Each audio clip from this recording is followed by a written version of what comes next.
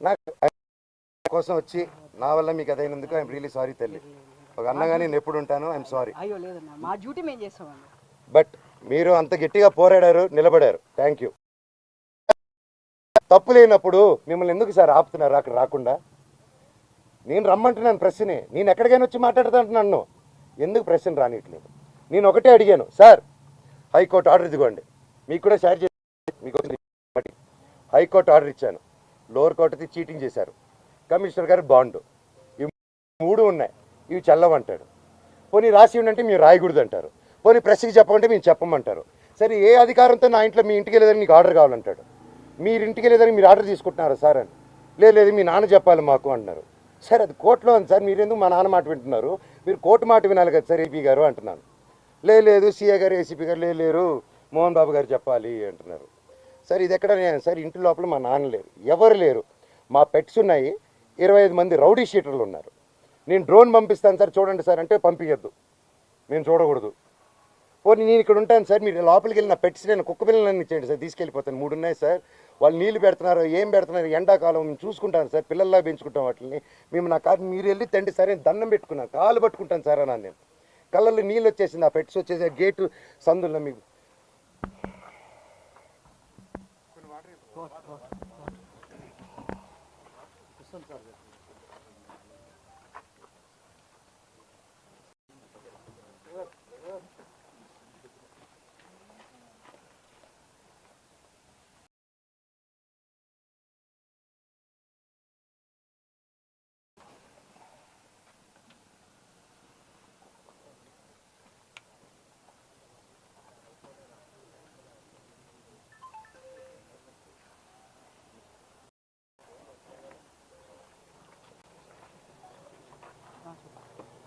Sir simple అడుగుతున్నాను sir.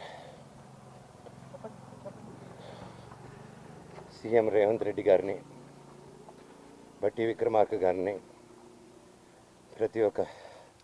ప్రతి ఒక్కరిని, లీడర్స్ని, పోలీస్ డిపార్ట్మెంట్ని, కోర్టులని, కలెక్టరేట్ని, హ్యూమన్ రైట్స్ని, ఇది అన్యాయం అండి.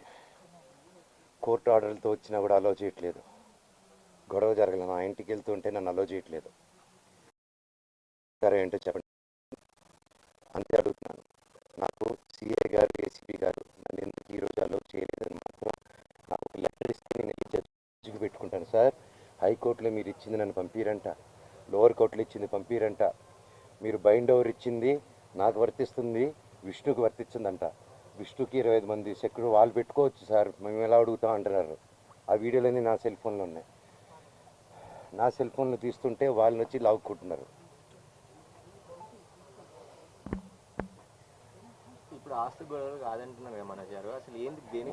నా తల్లి మీద నా పిల్లల మీద ప్రమాణం చేసి చెప్తున్నాను, ఏ రోజు నేను ఆస్తి అడగలేదు, నా భార్య కూడా ఆస్తి అడగలేదు. మా 2 పక్కల ఆస్తి గురించి మేము ఏ రోజు సంభాషణ తీయలేదు. మాకు దొంగ సిగ్నేచర్లు పెట్టారు, ఫ్రాజరీలు చేశారు. మేము ఫ్రాజరీ కేసులు కూడా వేయలేదు. మేము వాళ్ళ కర్మకు వారు పోతారు, కర్మ సిద్ధాంతాన్ని నమ్ముకొని ఉంటాం. అర్థమైందండి? కుళ్ళండి, చిన్నప్పటి నుంచి నేనంటే కుళ్ళు. నా జుట్టు విష్ణు చేతికి వెళ్ళాలి, నా జుట్టు మనోజ్ జుట్టు నా చేతికి కావాలి నాయన అంటే, సరే బిడ్డ వాడి జుట్టు నీకు ఇస్తారని మాట ఇచ్చారు. అంతకు మించి నేను అది ఇవ్వట్లేదు.